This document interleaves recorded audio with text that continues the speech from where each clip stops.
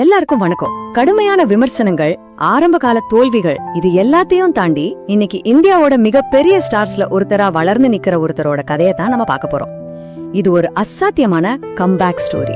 வாங்க இந்த பயணத்தை பத்தி தெரிஞ்சுக்கலாம். இந்த கதையை இப்படி யோசிச்சு பாருங்க. ஒரு பக்கம் 90கள்ல சினிமாக்குள்ள வந்தப்போ கடுமையா விமர்சிக்கப்பட்ட ஒரு புதுமுகம், இன்னொரு பக்கம் இன்னைக்கு கோடிக்கணக்கான பேர் கொண்டாடுற ஒரு சூப்பர் ஸ்டார், ஒரு அரசியல் தலைவர். இந்த நம்ப முடியாத மாற்றம் எப்படி நடந்தது?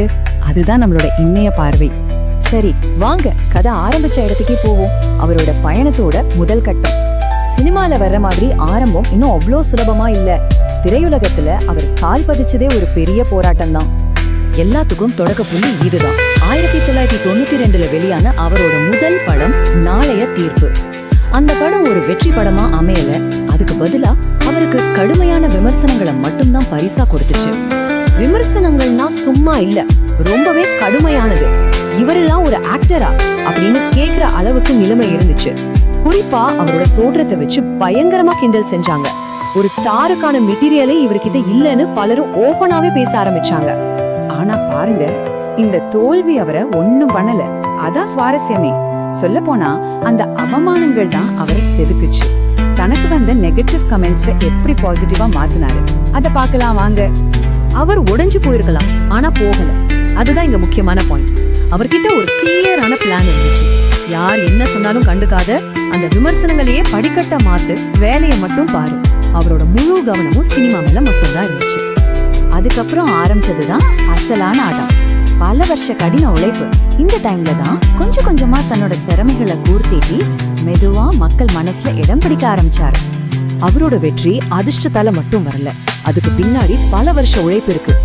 யோசிச்சு பாருங்க, கஷ்டமான டான்ஸ் ஸ்டெப்ஸ் கூட அசால்ட்டா பண்றதுக்காக எவ்வளவு பிராக்டிஸ் பண்ணிருப்பாரு. ஒவ்வொரு படத்திலயும் தன்னோட நடிப்பை இன்னும் எப்படி பெட்டர் ஆக்கலாம்னு யோசிச்சிருக்காரு. மெதுவா தனக்குன்னு ஒரு ஸ்டைல உருவாக்கிக்கிட்டாரு.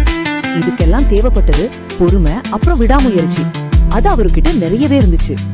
அவரோட கரியர் கிராஃப் பாத்தீங்கன்னா அது படிப்படியா ஏறினதை பார்க்கலாம். 90கள்ல ஒரு ரொமான்டிக் ஹீரோ, அப்புறம் 2000ல ஒரு மெரட்டலான ஆக்ஷன் ஹீரோ, அதுக்கப்புறம் ஒரு பக்கா மாஸ் என்டர்டெய்னர், இப்போ கடைசியா சமூக பிரச்சனைகளை தைரியமா பேசுற ஒரு ஹீரோ. பாத்தீங்களா, ஒவ்வொரு காலகட்டத்திலையும் தன்னைத்தானே அப்டேட் பண்ணிக்கிட்டே இருந்திருக்காரு. இதனாலதான் அவரோட பாப்புலாரிட்டி உச்சத்துக்கு போச்சு. சரி, சினிமா ஒரு பக்கம் இருக்கட்டும், நிஜ வாழ்க்கையில அவர் எப்படி மக்கள் மனசுல தளபதியா இடம் பிடிச்சாரு அதை பத்தி தான் இப்ப பார்க்க போறோம். அவரோட பொதுநல சேவைகள் தான் அவரை மக்களோட இன்னும் நெருக்கமாக்குச்சுன்னு சொல்லணும். ரசிகர்கள் அவரை அன்பா கூப்பிடுறது தளபதி. இது வெறும் பேர் இல்ல, இது ஒரு அடையாளம்.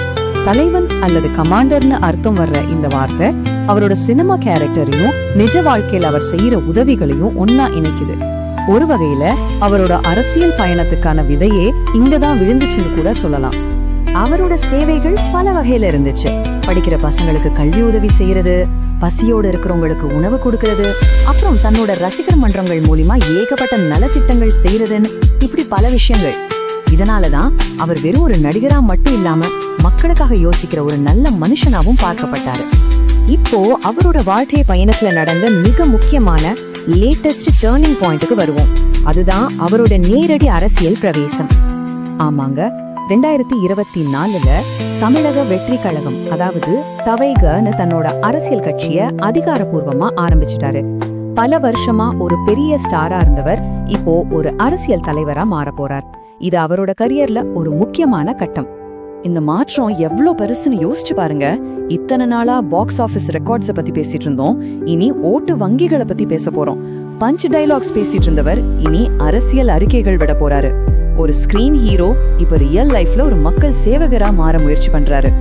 சோ நிராகரிப்பு, அவமானம், நீ எல்லாத்தையும் தாண்டி உச்ச நட்சத்திரமா வளர்ந்த ஒருத்தரோட கதையை நம்ம பார்த்தோம். இப்போ நம்ம எல்லாருக்கிட்டையும் ஒரே ஒரு கேள்விதான் இருக்கு. திரையில தளபதியா ஜெயிச்சவரால நிஜ வாழ்க்கையில தலைவனா ஜெயிக்க முடியுமா? இதுக்கான பதில காலம்தான் சொல்லணும். Please subscribe